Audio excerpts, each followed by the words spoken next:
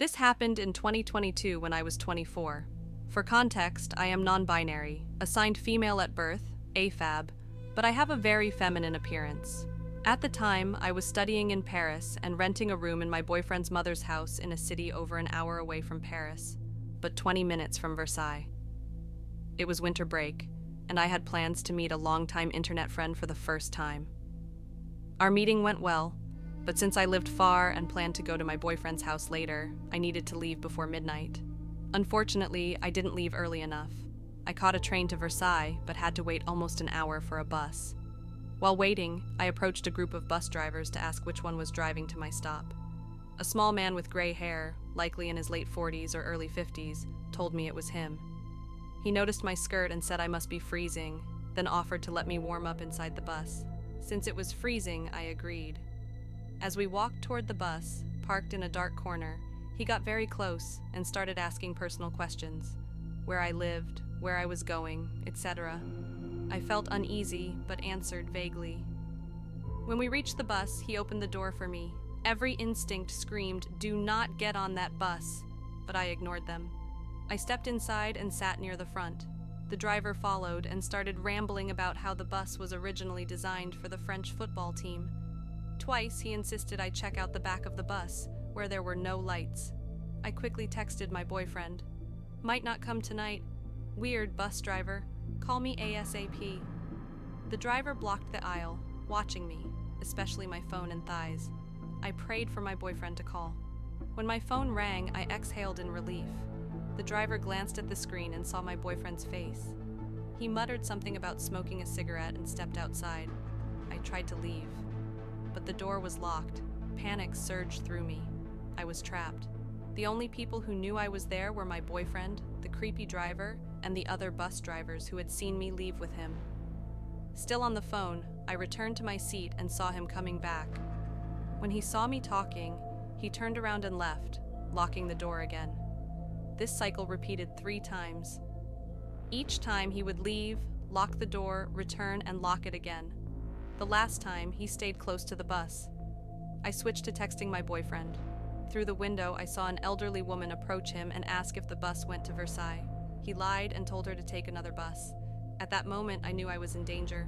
I texted my boyfriend in a panic. "I'm going to die. He's going to do something terrible to me, then kill me and dump my body somewhere." The driver came back into the bus and locked the door again.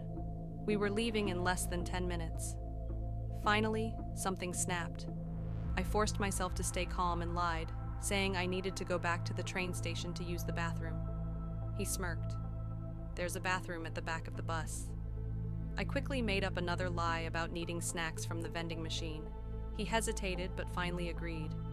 Then he pretended twice that the door button wasn't working. I glared at him. "If it doesn't work, I'll break the door with the emergency hammer." Magically, the button worked. The second the doors opened, I bolted. The freezing air never felt so good. It was like being released from prison. I ran straight to the train station and hid behind a vending machine. When I finally felt safe, I broke down crying. I called my boyfriend, and he said his sister's boyfriend was coming to pick me up. As I tried to calm down, I saw him. The creepy bus driver had come inside the station. He was looking for someone. Me. I held my breath until he left. That's when it truly hit me. I had been his prey. Eventually, my ride arrived. I couldn't sleep for days. My insomnia got worse. I reported the incident to the bus company, but since he wasn't a regular driver, nothing was done. I never even got a response. I'll say it again. Trust your gut. Trust your instincts. They are never wrong. I grew up in a small village called Butuck Water. It's the kind of place where everyone knows everyone, where life feels safe and simple. But on the outskirts of town, there was a patch of woods. Not a grand forest, just a cluster of stunted trees that separated the village from the fields. To me, those woods were always unsettling. At night, the streetlights cast eerie shadows through the branches, and I'd hurry past, my heart racing. But during the day, life was good. I had friends, a loving family, and my granddad, a man who filled our home with whistling and laughter. One night, when I was about 10, I woke to a sound I'll never forget. Piercing shrieks filled the air, like hundreds of animals crying out in agony. I called for my parents, but the house was silent. The screams were coming from outside. I crept downstairs and found my parents and granddad standing by the window, staring into the darkness. Outside, the road and the woods were filled with foxes, dozens of them, their eyes glowing in the dim light. They sat calmly, but their screams were deafening. My granddad said something I'll never forget. "The woods are hungry this year." Not long after that night, a girl from my school, May, went missing. Then, 5 months later, another child vanished, a boy named Huey. The village whispered about them, about the woods, about something that lurked in the shadows, but no one spoke openly. It was as if the adults were afraid to name the darkness. For me, life went on. I was young, selfish, and untouched by the tragedy. But the woods, they never left my thoughts. Years passed, and I grew into a troubled teenager. My granddad, the man who had been my anchor, passed away. His death shattered me.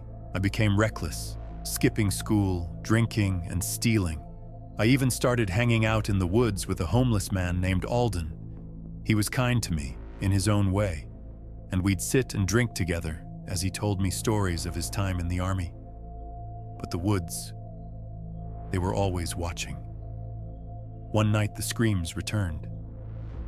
The foxes were back, their glowing eyes fixed on our house.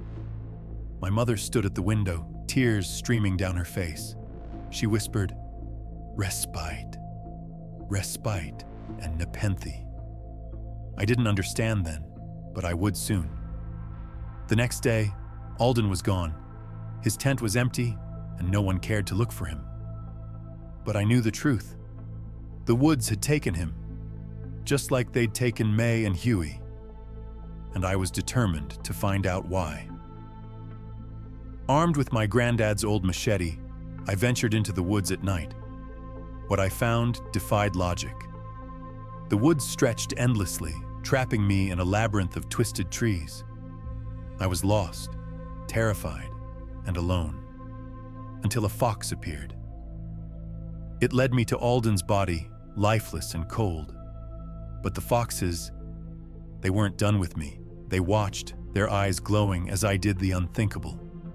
I swung the machete, hacking into Alden's body, while the foxes laughed and leaped in joy.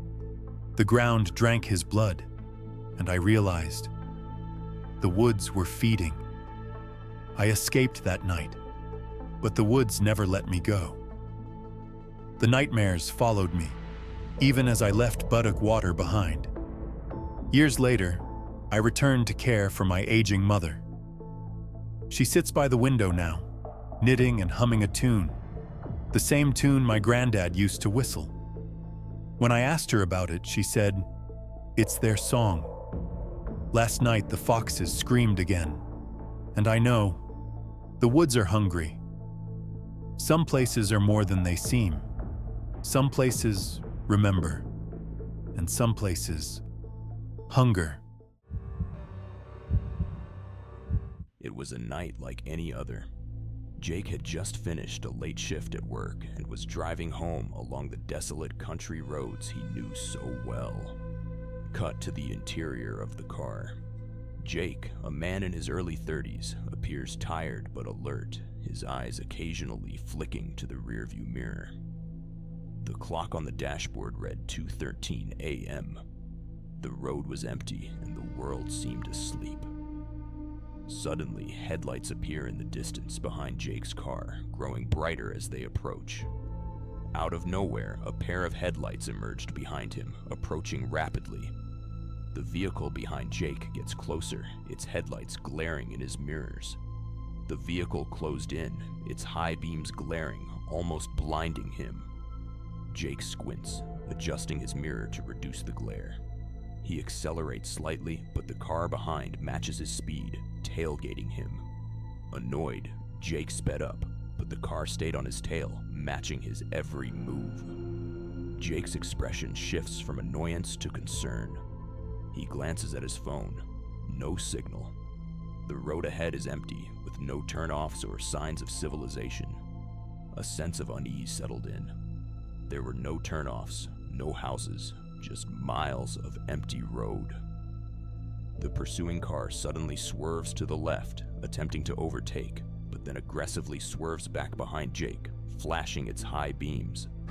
The car swerved, attempting to overtake, then retreated, flashing its high beams incessantly. Jake's grip tightens on the steering wheel. He takes a deep breath, trying to stay calm. Jake's heart pounded. He had heard stories of drivers being harassed on lonely roads, but had never experienced it himself. He spots a gas station sign ahead, its lights flickering. Relieved, he decides to pull in, hoping the car will continue past. Up ahead, a dimly lit gas station appeared, a potential refuge. Jake turns into the gas station, parks near the entrance, and watches as the mysterious car slows down, then speeds off into the night. He exhales, relieved. He pulled in and watched as the car slowed, then sped off into the darkness. Relief washed over him. Jake enters the gas station. The attendant, an elderly man with a weathered face, looks up from his magazine. Attendant: "Late night for a drive, isn't it?" Jake nods, still shaken. Jake: "Yeah, had a car following me for miles. It was strange." The attendant's expression turns serious. Attendant: "You're not the first. Folks around here talk about a phantom car that chases drivers on this road. They say it appears from nowhere and vanishes just the same." Jake frowns, processing the information. Jake: "A phantom car?" The attendant nods and say, "Legend has it, years ago a driver was run off this road by a reckless speeder. He died on impact. Some say his spirit still haunts these roads, chasing down unsuspecting drivers." Jake shivers, glancing back toward the road. A chill ran down Jake's spine. The idea of a spectral pursuer seemed absurd, yet his recent experience was hard to dismiss. He thanks the attendant, purchases a coffee, and decides to continue his journey home. As he drives, he can't shake the feeling of being watched. Every so often, he glances in the rearview mirror, half expecting to see those haunting headlights. The remainder of his drive was uneventful, yet the sense of unease lingered. Every shadow seemed menacing, every distant light a potential pursuer. Finally, Jake arrives home. He parks in his driveway and sits for a moment, the engine ticking as it cools. He exhales deeply, trying to shake off the night's events. Safe at home, Jake couldn't help but wonder if the tales were true, if he had encountered something beyond the realm of the living. As he steps out of the car, the camera pans to the end of the street, where faint headlights appear for a moment before flickering out,